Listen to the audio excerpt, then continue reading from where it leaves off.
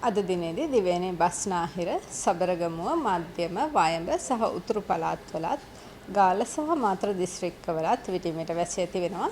දිවයිනේ අනිකුත් ප්‍රදේශවලත් පසුර එකෙන් පමණ පසුව වැසියෝග්‍ය ගුරුම් සහිත වැසි ඇති වෙන්න පුළුවන්. වගේම දිවයිනේ ඇතැම් ස්ථානවලට මිලිමීටර් 50ට වැඩි තරමක තද වැසි ඇති වෙන්නත් පුළුවන්.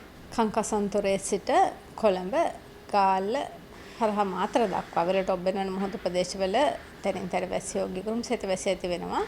දිවෙන වටාවන අනෙකුත් මුහුදු ප්‍රදේශවලත් තැනින් සවස් කාලේදී රාත්‍රී කාලේදී තැනින් තැන වැසියෝගී ගුරුම් සහිත වැසි ඇතිවීම හැකියාවක් තියෙනවා. දිවෙන වටාවන මුහුදු ප්‍රදේශවල සුළං නිරිත දෙසින් හමන අතර සුළගේ වේගය පැයට කිලෝමීටර් 30ත් 47ත් අතර අගයක පවතින්නේ. නමුත් මාතර සිට හම්බන්තොට හරහා පොත්තුවිල් දක්වා වෙරළට ඔබ්බෙන් වන මුහුදු ප්‍රදේශවල සුළං වේගය විටිමිට පැයට කිලෝමීටර් 50ත් 55ත් අතර අගයක් දක්වා ඉහළ යාම හැකියාවක් තියෙනවා. ඒ සෑම මුහුදු ප්‍රදේශ විටිමිට රළ ස්වභාවයක් ගන්නවා. ඒ වගේම හලාවත සිට මන්නාරම හරහා කංකසන්තොරේ දක්වා වෙරළට ඔබ්බෙන් වන මුහුදු ප්‍රදේශවලත් සුළං වේගය විටිමිට පැයට කිලෝමීටර් 50 පමණ දක්වා ඉහළ යාම හැකියාවක් තියෙනවා. ඒ සෑම මුහුදු ප්‍රදේශත් විටිමිට තරමක රළ ස්වභාවයක් ගැනීමට ඉඩ තියෙනවා.